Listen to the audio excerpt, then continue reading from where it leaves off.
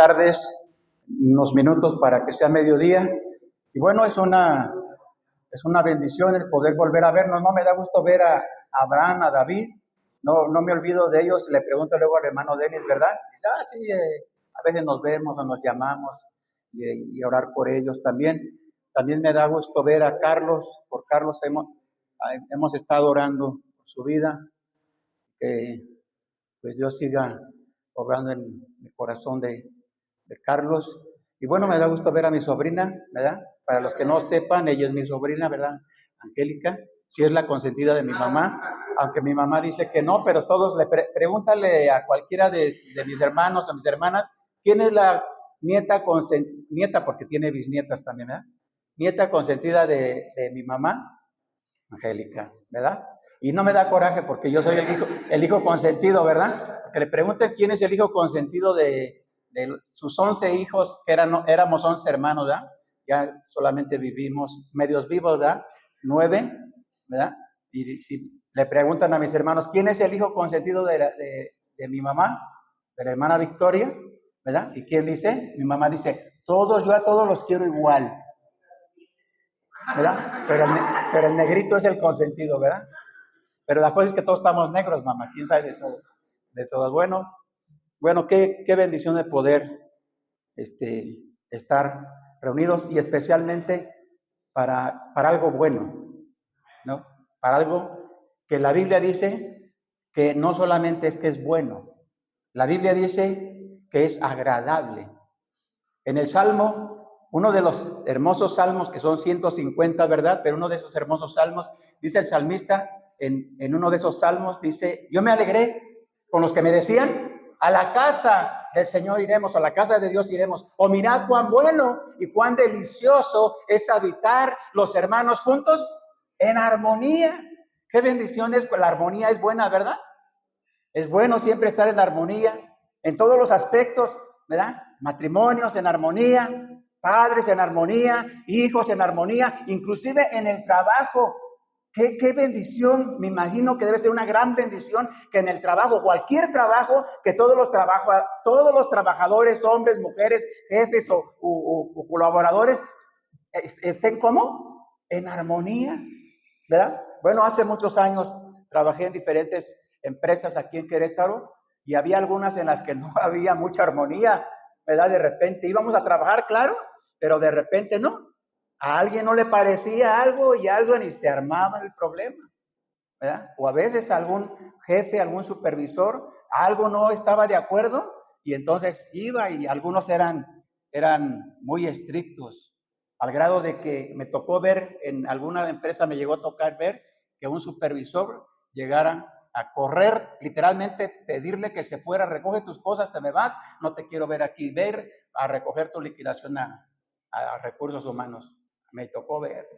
Yo decía, bueno, este cuate, ¿qué es? ¿El dueño de la empresa o qué? Era supervisor, no era el director general, ¿verdad? Pero bueno, eso llega a pasar. ¿Crees que siga pasando ahora en algunas empresas? ¿Crees que siga pasando? ¿Sí llega a pasar? ¿Que haya conflictos? ¿Que haya desacuerdos? Yo creo que sí llega a pasar y ¿sabes qué? Creo que sigue pasando. Yo creo que la razón es muy sencilla. La Biblia dice que todos los seres humanos somos pecadores. Y dentro de nosotros está la envidia, la codicia, la avaricia, la necedad, la soberbia y todos esos conceptos que a veces no nos gustan, pero que son una realidad en el mundo, ¿verdad? Siguen estando, mientras el ser humano esté en esta tierra, estarán todos estos elementos, ¿verdad? Que provocan, obviamente, que no provoca nada bueno, no provoca nada productivo, al contrario, son cosas que destruyen, lastiman y tienen un efecto. Pero no es el tema que quiero compartirte en esta mañana. Quiero invitarte para que vayamos a la palabra de Dios y el tema que esta mañana vamos a tratar se titula El misterio de la iglesia y de Cristo, del Señor Jesucristo.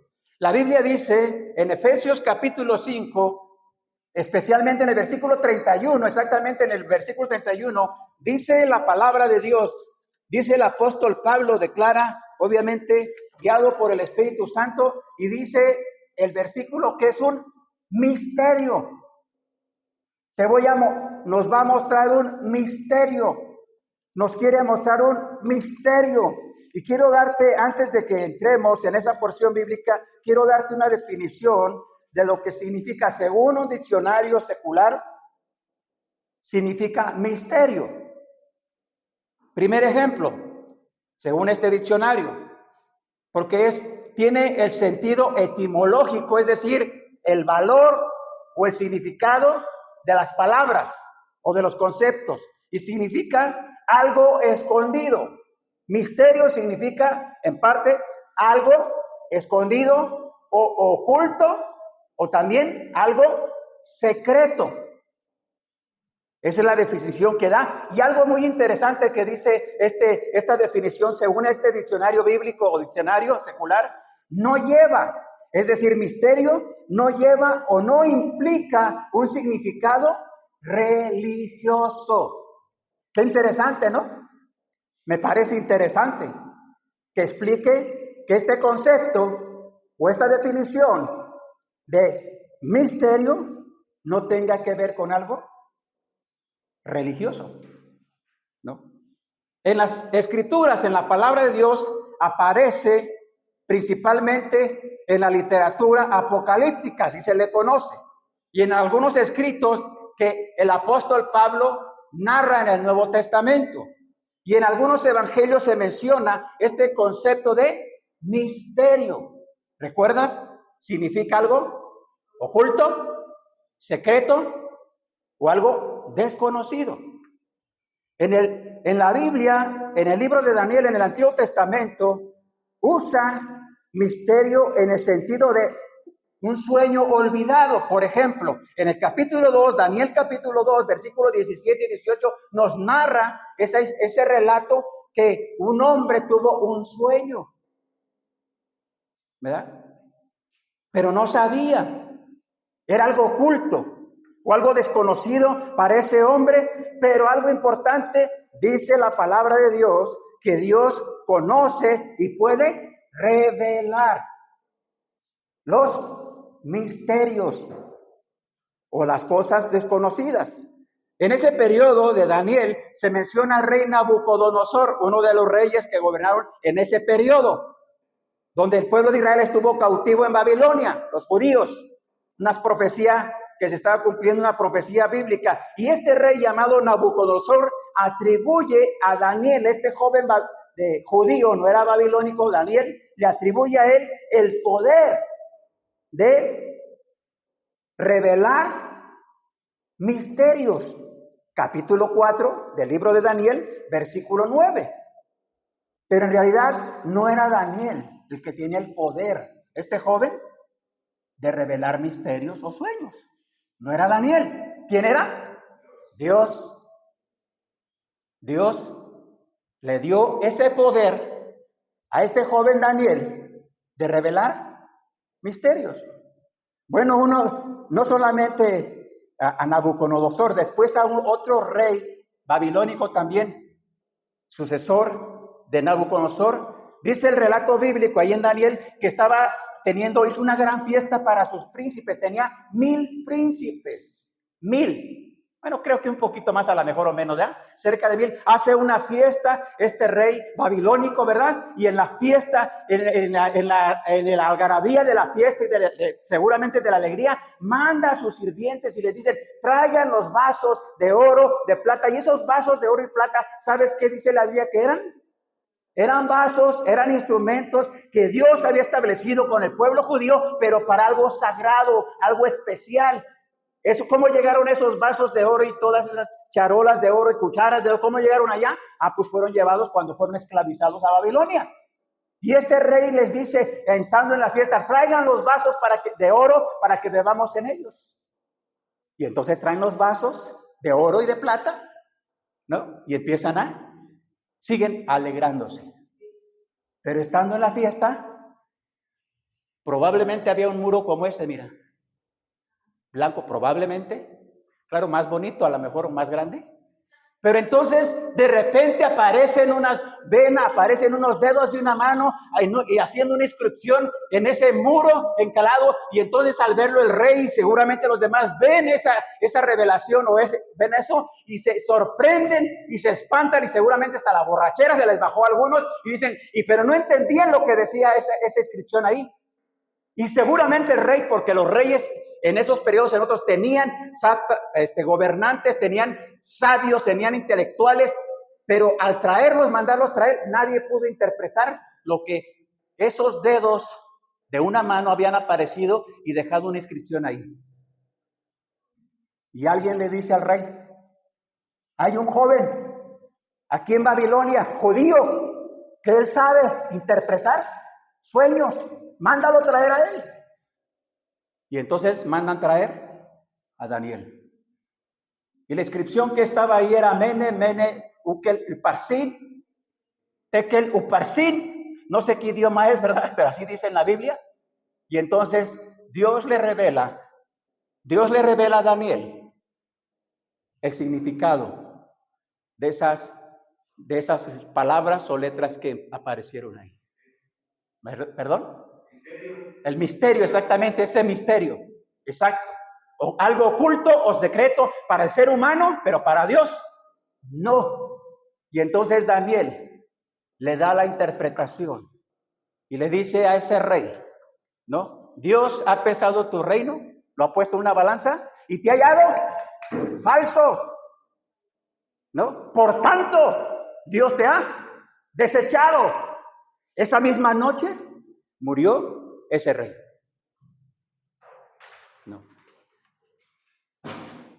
Perdón, ando tirando, algo se cayó, ¿verdad?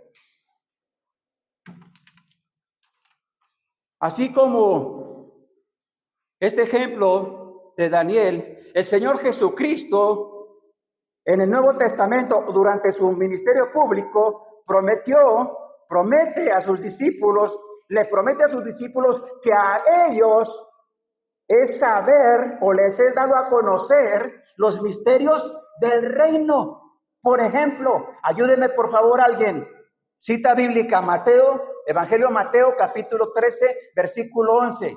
Quien lo encuentre sin pelearse se pone de pie y lo lee en voz alta. Nos detenemos y escuchamos Mateo 13, Evangelio de Mateo capítulo 13 versículo 11. Por favor, puede ser un hombre o una mujer en voz alta. Él respondiendo les dijo, porque a vosotros os es dado saber los misterios del reino de los cielos, mas a ellos no les es dado. Gracias. Esta es una declaración del Señor Jesús a sus discípulos, ¿verdad? A ustedes, no a todos, a ustedes, no, les es dado conocer estos misterios o este misterio. Y después explica por qué. Otra cita bíblica, por favor, Marcos 4, Evangelio de Marcos, capítulo 4, el versículo 11 solamente. ¿Puede hacerlo alguien más, por favor? Puede ser un varón o otra dama. Se pone de pie, no nos dice su nombre, nada más dice la cita bíblica, por favor. Marcos capítulo 4, versículo 11. Y les dijo, a vosotros os es dado saber el misterio del reino de Dios, mas a los que están fuera, por parábolas todas las cosas. Muy bien. Es claro, ¿verdad? La palabra de Dios. A ustedes, pero a otros por parábolas o figuras de retórica, metáforas, etcétera, etcétera. Las figuras que usa la palabra de Dios tanto en el Antiguo como en el Nuevo Testamento. El Señor Jesús enseñó constantemente durante su ministerio por parábolas, usando parábolas diferentes, de diferente tipo, etcétera. Otra cita bíblica, por favor. Evangelio de Lucas, capítulo 8, versículo 10. Alguien más, por favor. Se pone de pie y lee en voz alta, por favor. Lucas 8, 10. Y él dijo, a vosotros os es dado conocer los misterios del reino de Dios, pero a nosotros por parábolas, para que viendo no vean y oyendo no entiendan. Muy bien. Bueno, es parecida, bueno, es una declaración, la misma declaración que hace a través del evangelista Mateo, a través del evangelista Marcos, que la registra Marcos, y es la misma declaración que la encontramos en el evangelio de Lucas. Pero ahora vamos todos juntos, por favor, a una cita bíblica, Colosenses capítulo 1, y ese lo vamos a leer todos juntos, por favor. Colosenses, ayuden a nuestros invitados, ayuden si alguien necesita ayuda para encontrar la cita bíblica. Colosenses, carta a Colosenses, Nuevo Testamento, capítulo 1, y leamos solo el versículo 26, por favor. Vamos a dar tiempo para que todos estén ahí, todos encuentren la cita bíblica. Colosenses 1, 26 solamente, 1, 26. ¿Ya estamos ahí? Leamos en voz alta la palabra de Dios. Solo el versículo 26 dice la Biblia: el misterio que había estado oculto desde los siglos y edades, pero que ahora ha sido manifestado a sus santos. Una vez más, por favor, leámoslo juntos. Dice: el misterio que había estado oculto desde los siglos y edades, pero que ahora ha sido manifestado a sus santos. Aquí la palabra de Dios, Dios a través del apóstol Pablo nos muestra un misterio más, ¿verdad? Algo bueno para que nos edifiquemos todos, ¿verdad? La Biblia dice que delante de Dios todos los seres humanos somos iguales. ¿Eso dice la Biblia o no? ¿Todos somos iguales? Sí. No tenemos unos más valor que otro valor. Delante de Dios no lo tenemos. Por eso dice la Biblia que cuando el Señor Jesús fue a la cruz del Calvario, murió por los pecados ¿de quién? De toda la humanidad. No solamente por los judíos. Y la palabra de Dios habla, nos enseña acerca de algo, de cosas muy importantes. Por ejemplo, en el Antiguo Testamento sí nos narra el pueblo de Dios, el pueblo judío, cómo Dios lo escogió, no porque fuera mejor. ¿O si era mejor el pueblo judío? No, eran obedientes en todo, eran más guapos, más parecidos, eran más intelectuales, más que las demás naciones. No, Dios no los escogió por eso. Dios los escogió, sí, como una nación santa a través de Abraham. Le dijo a Abraham, ¿recuerdas? El padre de la fe, Abraham: haré de ti una gran nación. Haré de ti una gran nación, ¿no? Bueno, primero le dice que salga.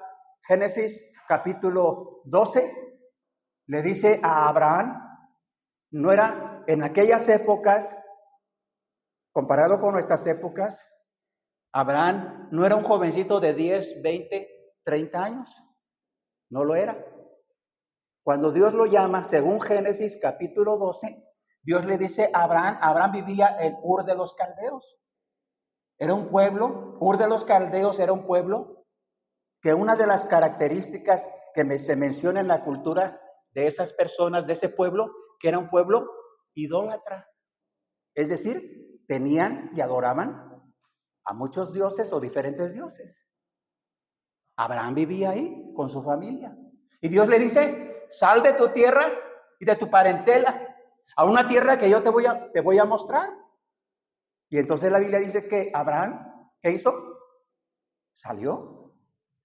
Y alguna frase interesante que menciona ahí Génesis capítulo 12, una frase interesante, dice la Biblia que Abraham salió sin saber a dónde iba.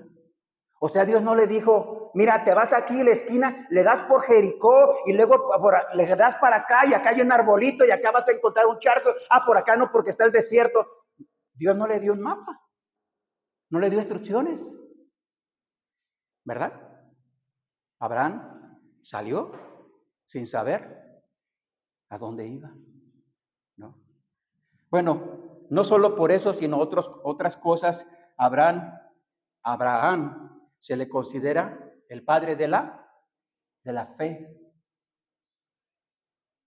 por lo que Abraham estuvo dispuesto a creerle a Dios cada vez que Dios le ordenaba, le mandaba algo, ¿verdad? Al grado que Abraham estuvo dispuesto a ofrecerle a su único hijo, Isaac, ¿no? Su único hijo, el hijo de la promesa, cuando Isaac tenía 12 años aproximadamente de edad, tal vez, Dios le dice, entrégame a tu hijo en sacrificio. O sea, mátalo. Y Abraham lo hace, lo lleva, toma.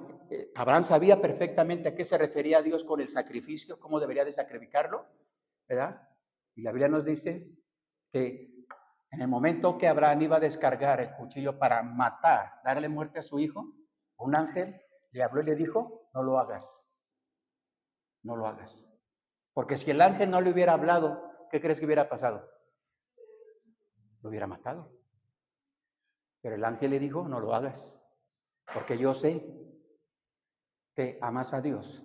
¿Sabes? Aquí hay un principio bíblico que no ha cambiado. La Biblia dice que si decimos amar a Dios, Primera de Juan, capítulo 5, y este es el amor a Dios, que guardemos sus mandamientos. Y sus mandamientos no son gravosos. Cuando decimos que amamos a Dios, entonces tiene que ir acompañado ¿qué? ¿Qué tiene que ir acompañado? O sea, si yo digo que amo a Dios, ¿a qué se refiere la Biblia cuando dice eso? A veces le decimos un ejemplo. A veces le decimos a nuestros padres, mamá, yo te amo mucho, mamá, papá, yo te amo mucho, papá. Pero la mamá o el papá dice, bueno, entonces, ve y haz esto, por favor. Ah, no tengo tiempo, no puedo, y le damos para otro lado. ¿Ese es amor? Bueno, si eso le dijéramos a mi mamá, ya sabíamos lo que nos esperaba, ¿verdad? A mi mamá no le podemos decir que no, porque ya sabíamos las consecuencias, ¿no? Mira, el Señor Jesús usó ese ejemplo en parte de su ministerio cuando el Señor Jesús le dice a un grupo de personas, ¿por qué me dices que me amas? ¿Por qué me dices que me amas, pero no haces lo que yo te mando? O otra frase que el Señor Jesús declara cuando dice, ¿por qué me dices Señor, Señor? ¿O por qué me dices Dios? ¿O por qué me dices Cristo? ¿O por qué me dices o me quieres según te reconocer como Dios o como Cristo, etcétera? Pero no haces lo que yo te mando, ¿no? Cuando decimos que amamos a Dios, pero no obedecemos sus mandamientos, o vivimos en contra de sus mandamientos, o vamos en contra de sus mandamientos, ¿no? Al parecer llegó a ser como una costumbre, al parecer, o tradición, una ley que se estableció no por Dios, porque la ley del perdón es una ley sí establecida en la palabra de Dios, ¿no? Una ley que estableció el Señor Jesús, pero había una ley anterior a esa, una ley que probablemente algunos judíos o romanos o de otras regiones que había en ese tiempo, cuando acerca de esa ley del perdón, se le acerca una persona al Señor Jesús y le dice, Señor, ¿cuántas veces debo perdonar a mi hermano que peca contra mí? ¿Cuántas? ¿7 veces? Le menciona 7, ¿verdad? ¿Por qué le menciona 7? Porque probablemente era una costumbre según una ley no divina, sino una ley o algo que habían establecido ellos. Y el Señor Jesús, sabiendo y conociendo lo que le estaban preguntando, el Señor, ¿recuerdas la respuesta que le dijo el Señor Jesús a esas personas? ¿Qué le dijo? No te digo que lo perdones 7 veces, sino, ¿cuántas? Entonces haz la cuenta, ¿cuántas? ¿Cuánto es la cuenta? A ver, los matemáticos, hermanos, Denis, ¿eres matemático? ¿Sí? No vaya a pasar como le preguntases a alguien, ¿verdad? Muy bien, vas muy bien en matemáticas y le preguntas algo de ahí. A ver, le vamos a preguntar, hermano. ¿Cuántas veces significa 70 veces 7? ¿Cuántas? 490. Entonces, 490 veces tengo que perdonar a mi hermano. No. Lo que estaba queriendo decir o establecer el Señor Jesús, las veces que sea necesario. Porque la ley del perdón que Dios establece es una ley superior, ¿verdad? Así que si no perdonamos, dice la Biblia, si no perdonamos las ofensas a las personas, a nuestros hermanos, a la gente, si no los perdonamos de todo corazón, ¿qué sucede cuando le pedimos perdón a Dios? ¿Qué sucede? ¿Él nos perdona? No, la Biblia dice que no nos perdona. Primero, perdón, hay que perdonar a nuestros hermanos. Y sabes que el principio bíblico no es la persona que me ofende, porque a veces hay personas que nos ofenden o pensamos que nos ofenden, ¿verdad? Y estamos esperando que esa persona que me ofendió, que me lastimó, que dijo algo a lo mejor verdadero, pero lo dijo en un mal momento, estamos esperando que esa persona venga y me busque y me diga, ¿sabes qué? Perdóname. Ese no es el principio bíblico. El principio bíblico es al revés, ¿no? Es, me ofende una persona, o ofendo a una persona y yo voy y busco a esa persona. Pregunta, ¿cuántas veces ofendemos a Dios? ¿Cuántas? A ver, ¿habrá alguien aquí que jamás ha ofendido a Dios? ¿Habrá alguien aquí que levante su mano y que diga, yo jamás he ofendido a Dios? Yo jamás le he hecho algo en contra de Dios. Yo no estoy en contra de Dios en nada. ¿Habrá alguien que diga, no pretendo exhibir a nadie? No. La Biblia dice que muchas veces ofendemos a Dios. De hecho, de palabra o en pensamiento. Porque ¿sabes quién lee los pensamientos? ¿Sabes quién los lee? ¿Lo sabe? La Biblia dice que Dios. El Señor Jesús como Dios, en su ministerio público, la Biblia dice que en ocasiones las personas se le acercaban y el Señor Jesús sabía lo que estaban pensando, ni siquiera le decían la palabra y el Señor Jesús ya sabía las palabras, los pensamientos, porque es Dios, obviamente, como Dios leía los pensamientos de las personas, ¿no? Las intenciones de las preguntas que a veces le querían hacer. Así que vemos en la palabra de Dios que misterio, o hay cosas que son ocultas para nosotros, pero en este caso, cosas que para Dios no son ocultas y que para Dios no son secretas. Dice la palabra de Dios en otra porción bíblica, ¿no?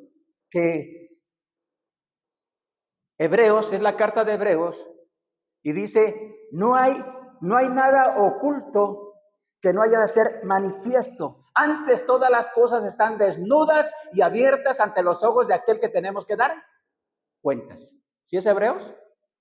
Yo creo que sí es Hebreos. Bueno, en mi Biblia, no sé en tu Biblia. Parece que sí es Hebreos. Entre los primeros capítulos, creo es el capítulo 4. Pero es carta de Hebreos. Y dice que no hay nada oculto. Para Dios no hay nada oculto. Dios habita en luz inaccesible. Dice la Biblia. En Dios no hay tinieblas. Para Dios no hay noche, ni oscuridad, ni tinieblas. Para Dios no. Él habita en luz inaccesible. Y lo puede ver todo. Es uno de los atributos naturales de Dios. Uno de sus atributos naturales, ¿no? Como otro atributo de Dios es que es eterno. Dios no tiene principio, ni tiene fin. Por eso cuando la Biblia comienza en el libro de Génesis, o comienzos o principios, la Biblia comienza, en el principio creó Dios los cielos y la tierra. ¿Verdad que la Biblia no dice, no muestra en cuál fue el principio de Dios? ¿O sí? ¿Menciona? ¿Cuándo comenzó Dios a existir? ¿Cuándo? Bueno, es la pregunta que se han hecho muchos filósofos, científicos, etcétera, etcétera, y tal vez hoy se la siguen haciendo, preguntando a muchos, no nada más científicos. Hermano, Denis, ¿usted es científico? ¿Sí? ¿Medio loco o loco completo? Porque dicen que los científicos, algunos están medios locos, ¿verdad? Se necesita estar medio loco para creer algunas cosas, decían algunos, ¿no? No, lo digo con todo respeto, ¿no? Los que creen en la teoría de Charles Darwin, déjame decirte que no es el único, porque él no la inventó su teoría, el Big Bang, no es el único. Él solamente es uno de millones y millones de personas que creen en teorías. Dice, la historia secular dice, en Éfeso o Efesios, que menciona la palabra de Dios, no como carta, sino como la posición, creo que hoy es Turquía, Asia Menor, hoy esa región pertenece a Turquía en la actualidad, pero se dice que cuando en una época Éfeso llegó a ser una ciudad poderosa, una ciudad, la metrópoli, donde el comercio, donde había mucha prosperidad, etcétera, etcétera, inclusive al grado de que Éfeso en ese periodo había siete maravillas del mundo. ¿Y sabes dónde estaba una de esas 7 maravillas? En Éfeso. ¿Cuál era esa gran maravilla? A ver, ¿alguien me quiere ayudar o decir cuál era una de esas maravillas? Hermano Alfredo, ¿cuál era? El templo de Diana o Artemisa, que es la misma, la diosa de la fertilidad. Y sabes, dice el relato, inclusive el relato bíblico, que porque el apóstol Pablo en el libro de los Hechos, en uno de sus viajes misioneros, llega a ese lugar, ¿verdad? Y entonces hay una revuelta, un conflicto, porque hacían templos de Diana, de plata, y los plateros, de ahí, sacaban entonces hay un conflicto, etcétera. Pero mira, ¿sabes de dónde llegó la imagen de Diana o esa diosa, Artemisa, la diosa de la fertilidad? ¿Sabes de dónde llegó? ¿Sabes de dónde? De Júpiter. ¿Cómo llegó de Júpiter? ¿Cómo crees que haya llegado de Júpiter?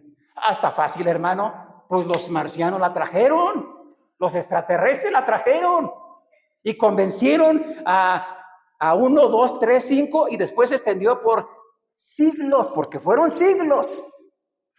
Esa ciudad fue establecida al parecer cerca del periodo antes de Cristo, 200 años cerca, de 200 años antes de Cristo, por algunos, personajes, emperadores, entre ellos Carlos Magno, creo, Magno, tuvo que ver, pero Alejandro Magno, pero mira, esa imagen, según ellos, llegó de Júpiter. ¿Cómo ves? ¿Mande? Igual que hoy, ¿verdad? ¿No? Me he mencionado varias veces no trato de que quepa, no puede caber en mi cabeza, ¿verdad? Esa piedra negra que llegó de otro planeta, porque tuvo que llegar de otro planeta, ¿verdad? La piedra negra que está en la cúpula, esa cúpula sagrada de los musulmanes, en un rincón, en un rincón, la piedra negra. No es la puerta negra, no es la piedra negra de la canción. Y que millones de musulmanes hacen sus ritos, porque es un rito como rito. No son peregrinaciones. Bueno, sí le llaman peregrinaciones porque todo verdadero musulmán, por lo menos una sola vez en su vida, tiene que ir a la Meca. Si no, no es musulmán. Y está fallándole a Mahoma y a Alá. ¿No? No pretendo hacer burla de nadie de estas personas o de estas cosas. Pero eso es la realidad.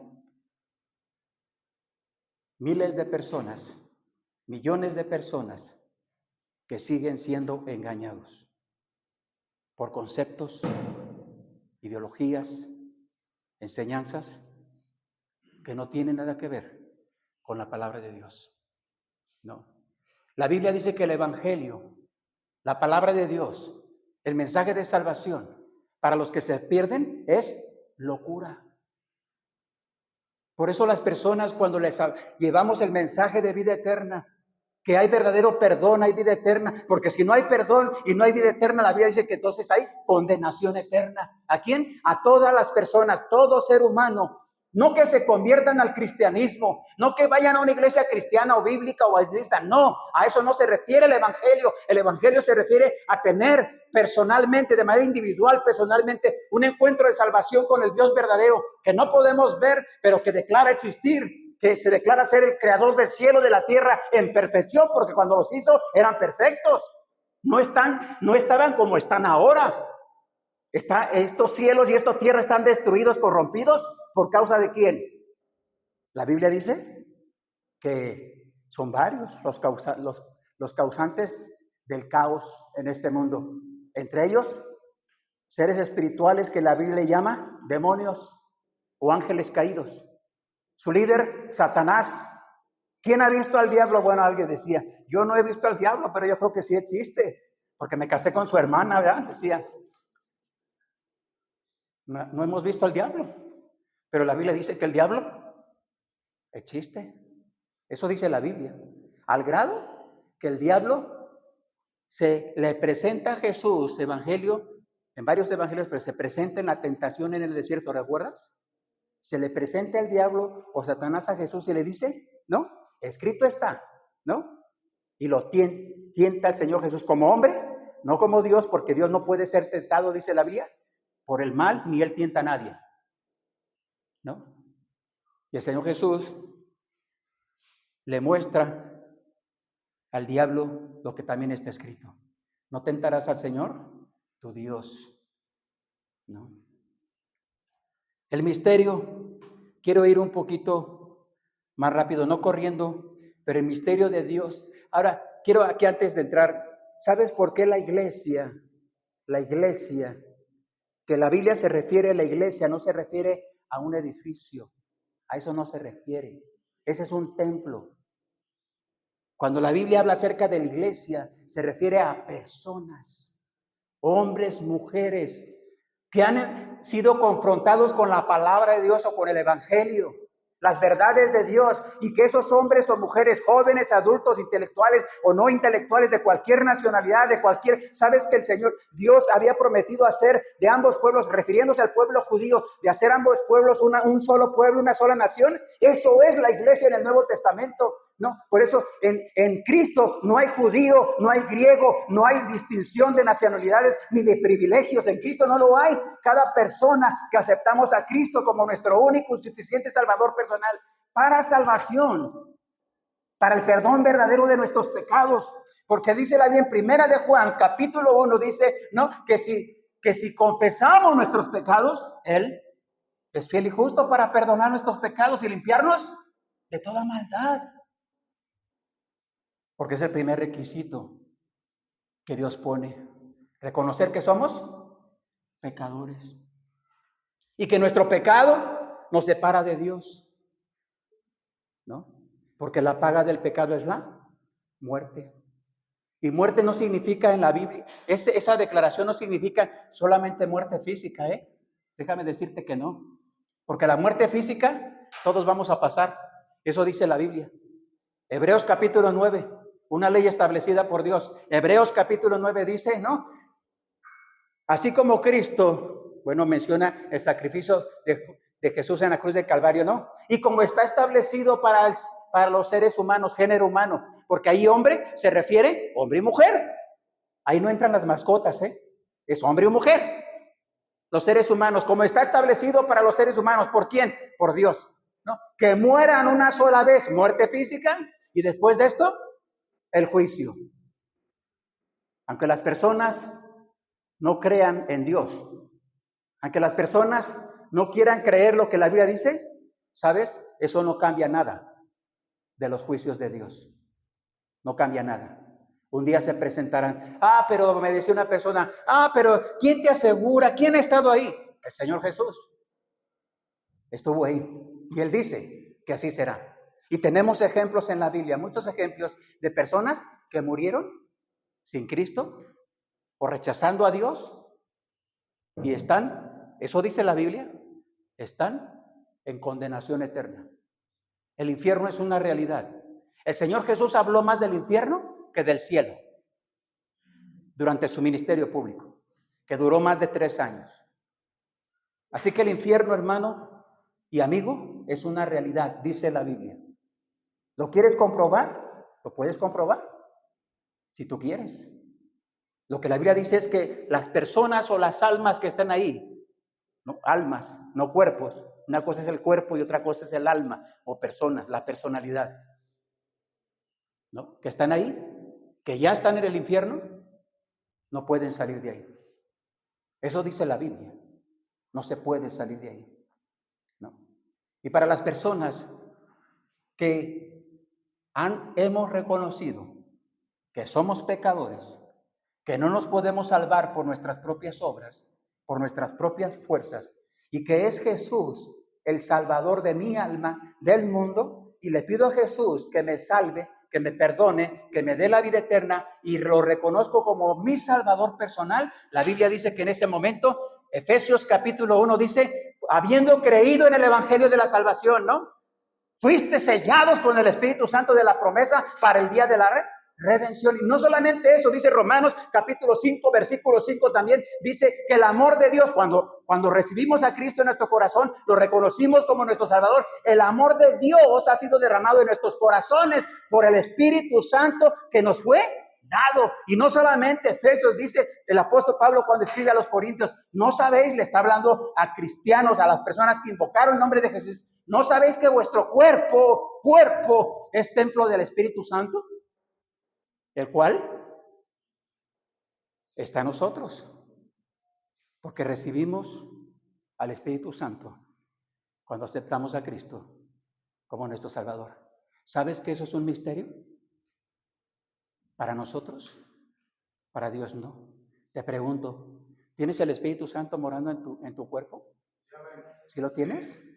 Porque si no tienes el Espíritu Santo morando en tu cuerpo, la Biblia dice en Romanos, también en una carta del Nuevo Testamento, dice que el que no tiene el Espíritu de Dios no es hijo de Dios.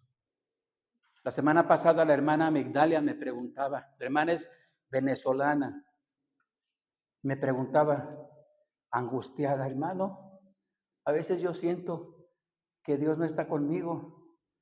Y ella creía que el Espíritu Santo viene, le ayuda en algo, le fortalece en algo, y después el Espíritu Santo se va. Y le dije, no, hermana, la Biblia no enseña eso. La Biblia enseña que cuando recibimos a Cristo realmente como nuestro Salvador, nos arrepentimos verdaderamente de nuestros pecados y ponemos nuestra fe, esa fe salvadora en Jesús, esa fe salvadora en su obra en la cruz del Calvario. En ese momento dice la Biblia en 2 de los Corintios 5:17, de modo que si alguno está en Cristo, es una nueva criatura, las cosas viejas pasaron y aquí todas son hechas nuevas. Decía el hermano una predicación que vi, decir, se me va su nombre de él, pero decía este hermano, dice, sí, porque creo que la predicación era, ¿cómo saber que soy hijo de Dios? ¿Cómo puedo saber que soy hijo de Dios? ¿Qué evidencias debe haber en mi vida, verdad, de que soy hijo de Dios? Pues es sencillo, hay que revisar. Porque si seguimos viviendo igual, mintiendo, robando, adulterando, fornicando y en contra de la palabra de Dios, ¿somos hijos de Dios? Nos engañamos a nosotros mismos. Porque el que está en Cristo es una nueva criatura. El que era criminal ya no lo es. El que era borracho ya no lo es. El que era adúltero ya no lo es. El que era maldiciente ya no lo es. Y eso no tiene que ver con religión, ¿eh? Tiene que ver con el cambio verdadero que el Espíritu de Dios hace en el corazón de cada persona. Bueno, no me presento como el mejor. No pretendo decirles que soy mejor. Pero le he dicho a mis hermanos, ¿ustedes dicen que son cristianos? ¿Dónde están las evidencias? Porque el árbol bueno da un fruto bueno. ¿Cómo está eso que alguien que dice ser cristiano no le gusta leer la Biblia? No le gusta orar, no le gusta asistir a la iglesia, no le gusta escuchar nada de Dios. ¿Cómo está eso? ¿Eso es normal? Hermano, ¿es normal? La Biblia dice que no es normal. Romanos capítulo 1, dice la Biblia, profesando ser sabios se hicieron necios y cambiaron la gloria del Dios incorruptible en semejanza de hombre corruptible, de aves, de cuadrúpedos, de reptiles, y dieron culto a las criaturas antes que al Creador, el cual es bendito por los siglos, y empieza a dar una lista de cosas, y entre ellos dice a las personas injuriosos, soberbios, altivos, inventores de males, desobedientes a los padres, y empieza la lista así, y una de las declaraciones que dice la Biblia ahí en Romanos y en otras porciones dice, aborrecedores de Dios. Alguien que aborrece a Dios, ¿puede decir que es hijo de Dios? Sí lo puede decir, pero ¿quién le va a creer? ¿Quién le va a creer? Nadie. No. Decía una persona que conocí hace años, es que estoy tratando de cambiar, hermano. Estoy tratando de cambiar. La Biblia no enseña eso. La palabra de Dios no enseña que tratemos de cambiar. ¿O sí enseña? No. La Biblia dice que reconozcamos que somos pecadores y le digamos a Dios, Dios, no te puedo engañar. Tú sabes que soy pecador y yo no puedo solo vencer ese pecado, esa maldad. Yo no puedo cambiar, pero tú lo puedes hacer. Por eso dice la Biblia que lo que para nosotros es imposible, para Él todo es posible. Y entonces Él hace ese cambio en nuestras vidas. Hermano, ¿por qué dejaste de fumar? Perdón, hermano, todavía no dejo de fumar. No. ¿Por qué dejaste de fumar? ¿Por qué dejaste de beber alcohol? ¿Por qué dejaste la parranda? Hermano, ¿por qué dejaste? ¿Por qué dejaste? ¿Por qué lo dejamos? ¿Sabes por qué? El verdadero cristiano, el verdadero hijo de Dios, dejamos eso. Y te puedo decir con vergüenza en mi corazón, porque te lo digo con vergüenza, porque yo viví sin Cristo. Bueno, fumar nunca me gustó fumar. Lo declaro, llegué a fumar, pero nunca me gustó. Pero llegué a tomar alcohol. Y te puedo decir con vergüenza que no es nada nuevo. Esos que dicen ser amigos, es mentira. Y puedo decirte con tristeza en mi corazón que vi partir a muchas personas dañadas por el alcohol y las drogas. Algunos de ellos los llegué a ver morir. Y jóvenes, jóvenes menos de 40 años, 30 y algo, algunos. Y algunos que viven hoy de los que decían que eran mis amigos en el fútbol, ¿verdad? Porque en el fútbol dicen, bueno, tal vez en otros deportes dicen que son amigos, ¿verdad? Si eres mi amigo, pues órale, entra, ¿no? Si eres mi amigo, pues vamos acá. Si vamos a hacer, y amigos y amigos. El hermano Alfredo tuvo esa experiencia, mala experiencia, hermano. Bueno, no mala experiencia. Fue de donde Cristo nos sacó, ¿no? Por la gracia de Él. Pero ¿sabes? El cambio no lo hacemos nosotros. El cambio lo hace Él. ¿Qué nos toca a nosotros hacer? ¿Sabes qué nos toca? Decir no. Bueno, yo le decía a mis hijos, dile a tu amigo que no. Y la siguiente dile que no. Y a la siguiente dile que no. ¿Y sabes qué? Ese amigo o esos amigos, ¿sabes qué va a pasar? Se van a retirar. Ya no van a ser tus amigos, ¿no? Ya no van a ser tus amigos. Es más, dile que van a leer la Biblia y se van a desaparecer. Es más, dile, mejor vamos a orar 1 hora. Mira tanta gente que no tiene comida, no es mi culpa, pero esa es la realidad. Muere de hambre, enfermos, etcétera, tanta maldad que hay en el mundo. Mejor vamos a sentarnos 1 hora. Mira, en vez, propongo algo para los futbolistas, yo me incluyo. ¿Sabes? En vez de que perdamos 2 horas viendo un partido de fútbol mediocre, ¿verdad? Y hablo no de un equipo en especial, pero en vez de que perdamos 2 horas viendo la televisión, eso es poquito, 2 horas. ¿Por qué no nos juntamos a orar 2 horas y a estudiar la palabra de Dios? ¿O por qué no vamos a las calles a llevar el evangelio, llevando un montón de folletos? Ahí tenemos folletos para repartir con amor a las personas, decirle, Dios te ama, y no estar esperando que esa persona se esté muriendo en el hospital o que nos diga, ¿sabes qué? Ya está en fase terminal, o que nos llamen. Hoy recibí una llamada temprano y me espanté un poco.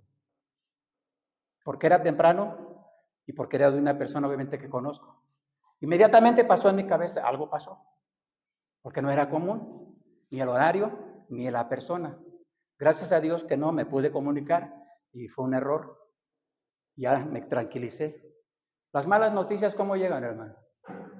¿Cómo llegan las malas noticias? Así. ¿Quién somos tú y yo para no recibir una mala noticia? Te pregunto, ¿quiénes somos tú y yo? ¿O qué son nuestros hijos? ¿O qué son nuestra familia? ¿O nuestros familiares? ¿O qué somos nosotros en este mundo para pensar que a nosotros no va a llegar? ¿No? Y no digo que vivamos con temor. Digo que vivamos la realidad. Porque mira, cuando llega, aquellos que no lo esperan, lo sacude. Pero te puedo decir, no en todos, que en algunos ni siquiera lo sacude. Siguen viviendo igual, siguen pensando igual, siguen actuando igual. ¿Sabes por qué? No quieren a Dios en sus vidas. No quieren a Dios en sus vidas. No quieren lo mejor para sus vidas. Por favor, ubiquémonos 10 minutos, 5 minutos para terminar. Ahí en Efesios capítulo 5, esta es una analogía que el apóstol Pablo, guiado por el Espíritu de Dios, declara en Efesios capítulo 5. Te quiero decirte antes, la carta de Efesios es una carta dirigida dirigida a todas las personas de aquel tiempo que ya habían entregado su vida a Cristo, que ya habían reconocido a Jesús como su Salvador personal, que ya habían invocado el nombre de Jesús para salvación. A ellos es dirigida esa carta. Los 3 capítulos primeros, es decir, capítulo 1, 2 y 3, son capítulos que enseñan doctrina bíblica. Esos 3 capítulos, pero los siguientes 3 capítulos, el 4, 5 y 6, no enseñan doctrina bíblica, enseñan la vida práctica del cristianismo, de la vida cristiana. Y en el capítulo número 5, Dios está haciendo una analogía del matrimonio con su iglesia. ¿Y sabes por qué? Interesante, porque en ese periodo, en ese tiempo, sabes que en la cultura, en esa época, el matrimonio no importaba. No le daban validez al matrimonio. Tenían en poco el matrimonio. Ese concepto que el mundo tiene de matrimonio y que la Biblia dice que no es una organización. El matrimonio, de acuerdo a la palabra de Dios, ¿qué es? ¿Es una organización? Una institución de Dios. Pero la Biblia lo declara como un organismo vivo, como algo vivo, no como una organización, no como un papel. Por eso, no solo en aquella época, sino mira, hoy en esta época, ¿qué es el matrimonio para el mundo? ¿Qué es? ¿Qué es? Algunos dicen, no necesitamos firmar un papelito, no, mi amor si mi amor es verdadero, no necesito firmar un papelito. Y entonces le entran. ¿Y qué tal les va? Pues depende, ¿verdad? De a quién le preguntes, ¿no? Si no funciona, ¿qué hacen? Pues otro, y otro, y otro. Y no estoy hablando nada más de hombres, también de mujeres. Si no funciona, ¿qué dicen algunas mujeres? Pues otro. A lo mejor el otro es el bueno. A lo mejor el otro es el bueno, ¿no? Y así se van. Porque hay un concepto del mundo, del matrimonio, engañando a la gente. Y entre la gente, matrimonios cristianos. O matrimonios que se dicen ser cristianos.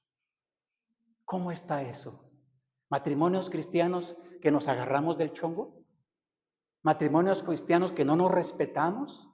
¿Matrimonios cristianos que cada quien hace lo que se le antoja?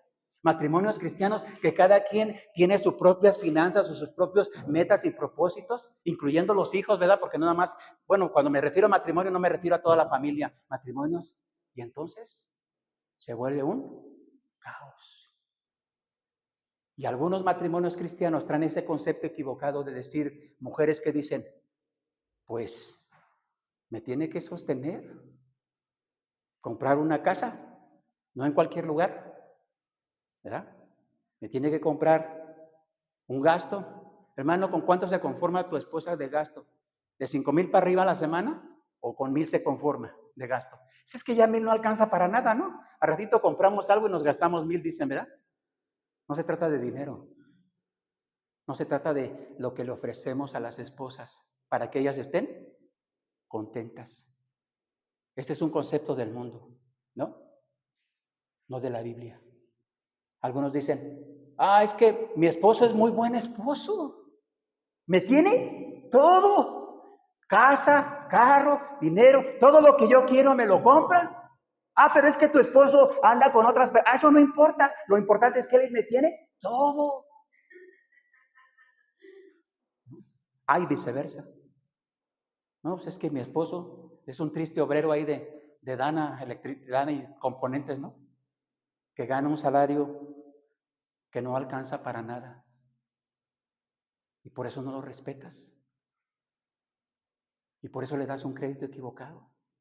Esos son conceptos del mundo, ¿no? Mi mamá nos platicaba luego cuando ni se casó mi mamá, ¿verdad? Primero. Se aventó a la brava, ¿verdad, mamá? Porque así eran las del norte, no.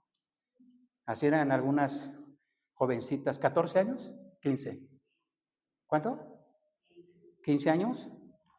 Y a la brava mi papá nomás le dijo, hey, y rápido jalaron, ¿verdad? Y se fue. Y valientes, porque 11 hijos, ¿verdad? ¿Cómo le hacían? ¿No?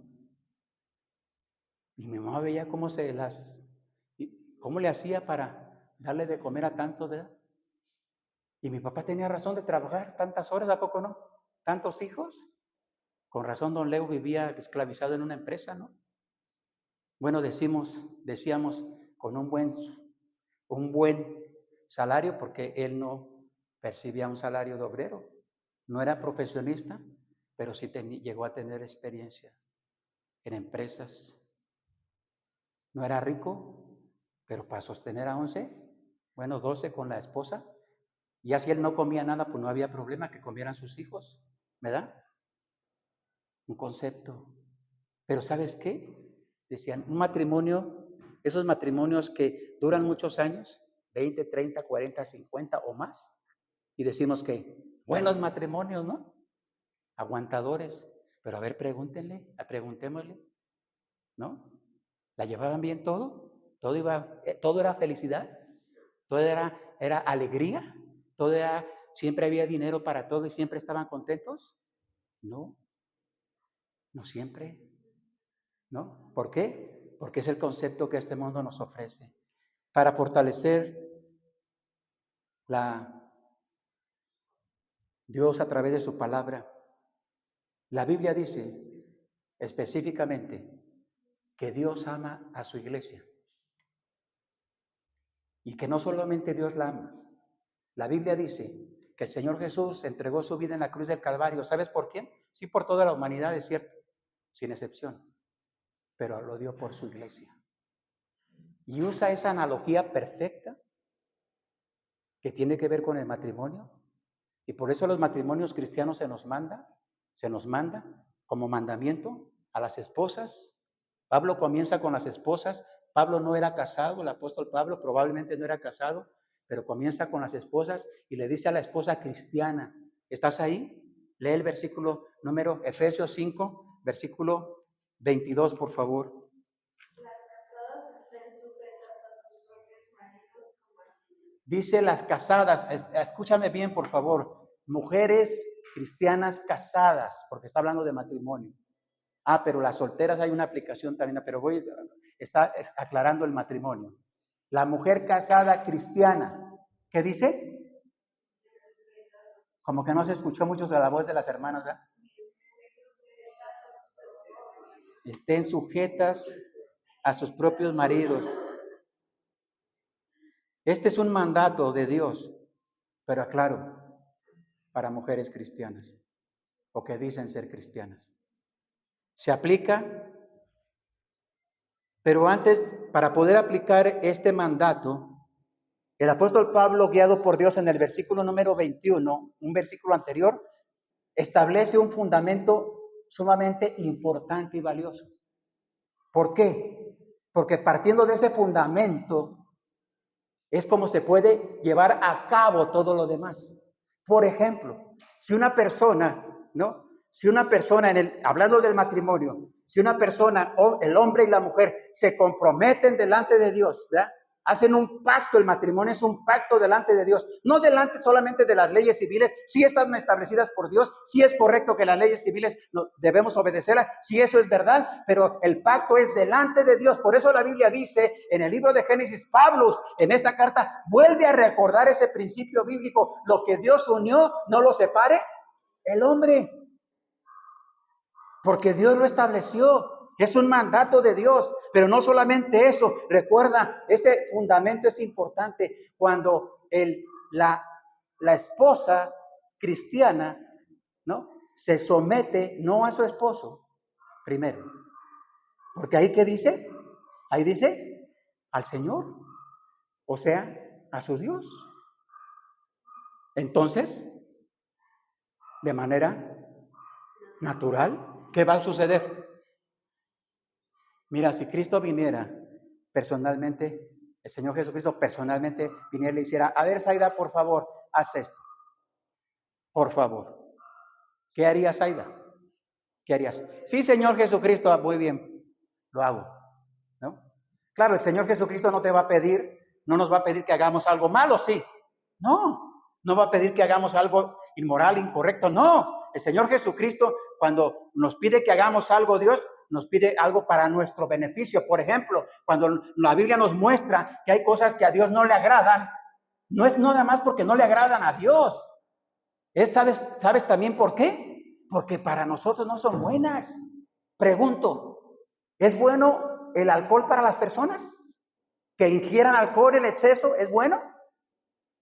No, no es bueno, porque daña todo el organismo y termina destruyendo el organismo. Y hay personas que, hombres o mujeres, personas que terminan, dependiendo de muchos factores, no nada más el alcohol, dependiendo de muchos, terminan como quemándose todos sus órganos internos y arrojándolos. No es la cirrosis la única que provoca eso, ¿eh? Hay otras cosas, dicen algunos médicos. ¿Es bueno que una persona deje el tabaquismo, deje de fumar? ¿Es bueno? ¿Sí es bueno que deje de fumar o no? ¿No es bueno que deje de fumar? Bueno, en México era, no sé por cuántas décadas, pero en México llegó a ser la enfisema pulmonar, cáncer de pulmón por el tabaquismo, llegó a ser por muchos años la segunda causa de muerte en México, no sé en otros países. ¿No? Pero si tú le dices a una persona que deje de fumar, que no es bueno que fume, ¿no? Normalmente, ¿qué van a hacer? ¿Se alegran? ¿Te hacen caso? ¿No? En las cajetillas, yo no compro cajetillas, pero he visto de cigarros, en algunas cajetillas de unas marcas ponen unas fotos. Ajá. Y dicen las fotos, creo que del mensaje dice, ¿no? ¿Cómo quedan tus pulmones, nuestros pulmones, con el tabaquismo? ¿Han logrado bajarle a la venta del tabaco con esas fotos? No lo sé, creo que no. Bueno, no estoy investigando, ¿no?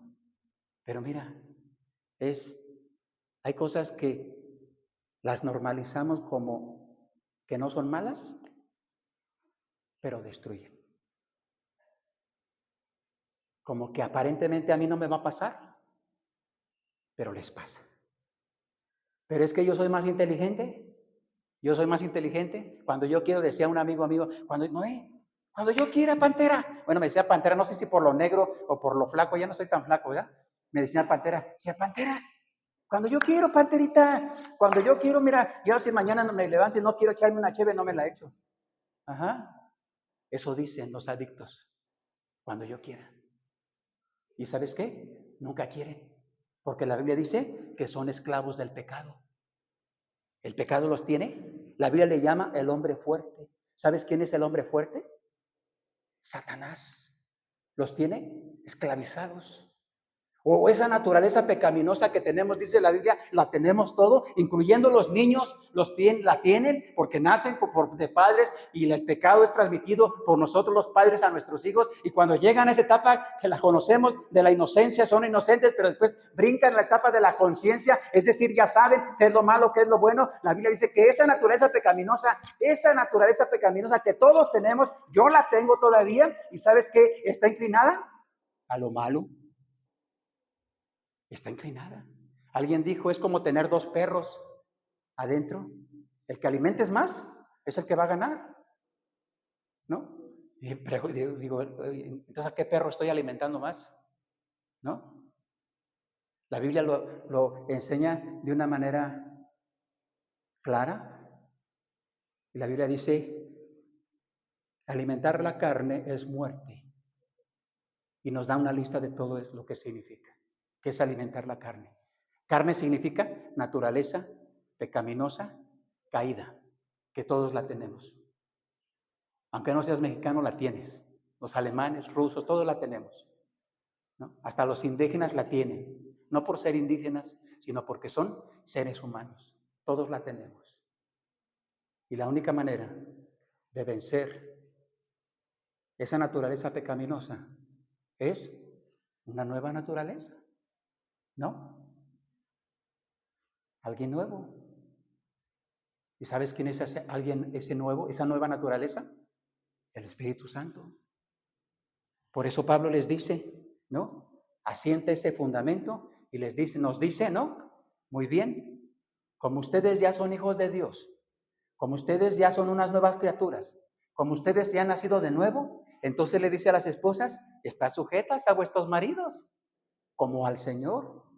Porque el marido es cabeza de la mujer. Y cuando la Biblia dice cabeza de la mujer, mucha gente cree que ahí nació el machismo y están equivocados. Jamás la Biblia enseña el machismo, no lo enseña de esa manera. Entonces, ¿por qué Dios puso al hombre como cabeza? ¿Por qué no la mujer como cabeza? Pues muy sencillo, porque a la mujer no le tienes que decir que es la cabeza y se va a poner. Aunque la quieras quitar, se va a poner, ¿no? ¿En serio? Matrimonios donde ¿quién gobierna? ¿Quién gobierna? ¿Cristo? Menos, ¿verdad? Porque si gobernara Cristo, entonces los dos estaríamos sujetos. Matrimonios donde el hombre dice, sí, no, yo mero. Ajá, sí, cómo no. ¿Tú mero qué? Tu mero es el que haces todo lo que te dice tu esposa, ¿no? Y entonces se da mal testimonio y violamos el mandamiento de Dios. Porque cuando la Biblia dice que el marido es cabeza de la mujer, no quiere decir que nosotros los esposos cristianos le digamos a nuestra esposa, a ver Maruquita, por favor, gordita, yo le digo gordita, cuando estoy de buenas, cuando estoy de malas, después les digo como, a ver gordita, por favor, puedes hacer, tengo ganas de comer unos huevitos estrellados con salsita así de molcajete, yo voy por las tortillas, no te preocupes, pero tú haz los huevitos.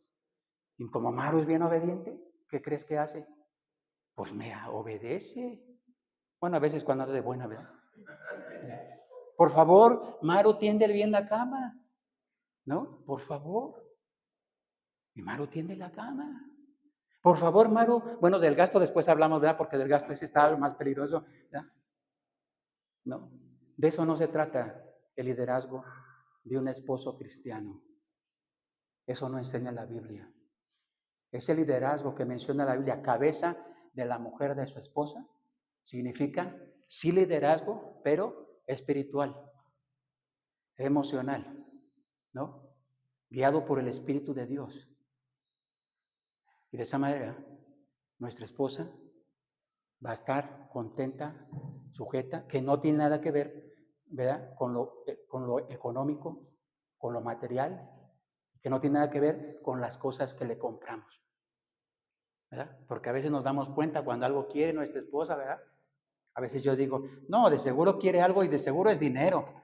O si fueran unos besos, un abrazo, pues bueno, se los doy, ¿verdad? Pero de repente llegas a la casa del trabajo cansado, llega Carlos de la casa, no, ¿verdad? Voy a poner a Carlos de ejemplo. No, contigo no pasa todavía, hermano. Es un matrimonio muy joven, ¿verdad? ¿1 año y qué? Muy joven matrimonio, ¿verdad? Bueno, voy a poner ejemplo aquí que ya Zaida, ¿no? ¿Verdad? Tampoco ustedes. 3 años y más, ¿verdad? No, de repente llega el esposo cansado y ve la casa bien arreglada, la comida calientita, la mesa puesta, ¿verdad? Y el lugar, tu lugar preferido, bien acomodadito. Y te recibe tu esposa como jamás, como pocas veces te recibe. ¿Y qué piensas? Ay, me equivoqué de casa, perdón, y te quieres salir, ¿no? O te sientas y dices, algo ha de querer, ¿verdad? Y si algo quiere, de repente ya sale con que, mira, es que vi en una oferta y está bien barato, nada más vale tanto. Bueno, todo eso fue por eso, ¿verdad? Porque algo quería. El marido cristiano, lleno del Espíritu Santo, debemos reconocer nuestra labor de proteger a nuestra esposa, de amar a nuestra esposa, de tener una autoridad guiada por el Espíritu de Dios y por la palabra de Dios. Una autoridad, hermano, con nuestra conducta. Que nuestras palabras a nuestra esposa deben ser las palabras de autoridad, de firmeza, sí, pero de amor. Para que ellas obedezcan, para que ellas sientan el amor, la comprensión y para que ellas nos vean como ese verdadero líder. Claro, para eso ellas, la esposa, tiene que ser llena del Espíritu Santo. Si no, el matrimonio, no hay bendición. La bendición que Dios quiere derramar en nuestras vidas. Voy a brincar al versículo final. En el versículo número 31 dice el apóstol Pablo declara lo siguiente, y esta declaración que hace es Porque aquí está encerrado el plan divino, el plan de Dios para el matrimonio, que Dios instituyó en la creación y Él recarga su permanencia de este matrimonio y también su unidad. La unión matrimonial es íntima e inquebrantable. Por eso la palabra de Dios dice allá en Génesis, y lo vuelve a repetir el apóstol Pablo en esta carta, lo que Dios unió, no lo separe el hombre. Es una expresión que emplea para expresar la fusión de dos sustancias, la fusión como con pegamento o como con cemento, lo cual indica el carácter permanente de una unión, de una unión en el matrimonio. Pero déjame decirte, no solamente es en el matrimonio, porque aquí está dando esta analogía de Dios para hacer un ejemplo o siguiendo un ejemplo perfecto de su iglesia. En el Antiguo Testamento Dios le dijo a Israel: te amé, te limpié, te santifiqué, te perfeccioné, pero tú te prostituiste con otras naciones. Es decir, Israel tuvo en poco lo que Dios había planeado para él, y Israel se fue tras otras naciones, tras otros ídolos, y le dio la espalda a Dios. ¿No? Cuando tenemos en poco el matrimonio, no podemos esperar bendición. Pero cuando tenemos en poco la iglesia del Señor Jesucristo, porque ¿sabes qué? Su iglesia, la iglesia del Señor Jesucristo, ¿no? Es su esposa. En Apocalipsis capítulo 19, un evento profético que va a suceder, según la Biblia, se mencionan las bodas del Cordero. Y por eso dice Pablo aquí en Efesios, hablando de su iglesia, dice que él, el Señor Jesús, como su esposa, la está protegiendo, cuidando, purificando, a fin de presentársela a sí mismo como una iglesia gloriosa, sin mancha, ni arruga, ni cosa semejante. Es así como Dios ve a su iglesia. Tengamos cuidado, hermano, de tener en poco la esposa del Cordero. Porque recuerda, esta iglesia no es mi iglesia, ni la iglesia del hermano Alfredo Lomelí. ¿Sí es su iglesia, hermano? ¿Usted es la cabeza de esta iglesia? ¿Yo soy la cabeza de esta iglesia? No. La Biblia dice que la cabeza de la iglesia es el Señor Jesucristo. Y nosotros, los que decimos ser cristianos, solteros o casados, con familia o sin familia, que decimos ser hijos de Dios y de acuerdo al principio bíblico, nos hemos bautizado bíblicamente, no para salvación, sino como obediencia a la ordenanza del bautismo. Dice la Biblia que todos los que creían en el Señor Jesucristo, en el Evangelio, en el libro de los Hechos, eran bautizados bíblicamente, y el Señor añadía a su iglesia a los que habían de ser salvos. Ahí está. Y entonces el Señor Jesús dice que somos su cuerpo, el cuerpo de Cristo. Él es la cabeza, y como un matrimonio, Él es el esposo, y nosotros somos, ¿qué somos? La esposa del Cordero. ¿Cómo debe ser nuestra vida? ¿Cómo debe ser nuestra vida como esposa del Cordero? ¿Cómo debe ser nuestra vida? Limpia, pura, ¿no? ¿Por qué? Porque Él es el esposo. ¿Y por qué Él demanda eso?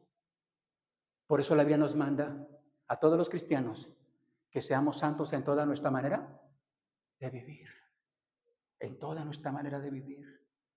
¿Por qué? Porque ese es el misterio de esta analogía en el Nuevo Testamento. La iglesia y Cristo.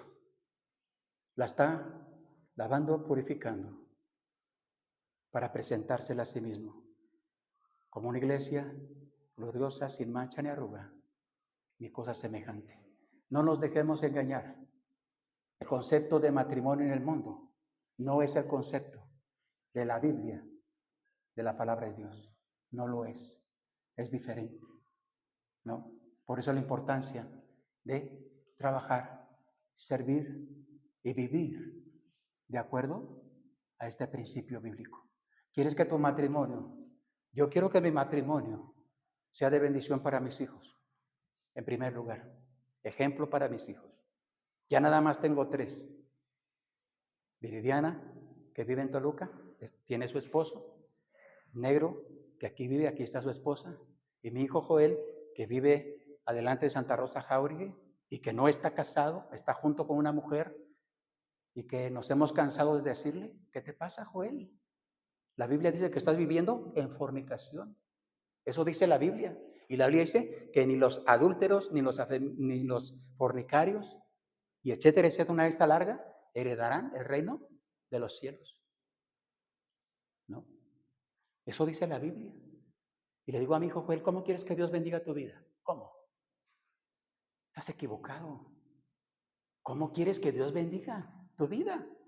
Antes, da gracias. Bueno, no damos gracias a Dios por ello, pero antes, Dios puede traer la ira. Dice la Biblia, la ira de Dios está sobre toda injusticia. ¿De quién? Del hombre. ¿No? Dios está airado contra el impío. ¿No? No digamos pobrecitos. No digamos pobrecitos. No digamos. ¿Sabes por qué? Porque eso solamente alimenta el engaño, la mentira en la que muchas personas siguen viviendo, ¿no? Aunque algunos de ellos pueden decir, me va bien, estamos bien, tenemos trabajo, tenemos dinero, tenemos lo que queremos, hacemos lo que queremos, pero la Biblia dice, ¿no? Que Dios no está de acuerdo. Y que tarde o temprano, una ley a la que nadie vamos a escapar también, bueno, una ley para todos, Gálatas capítulo 6, dice, no os engañéis, Dios no puede ser burlado.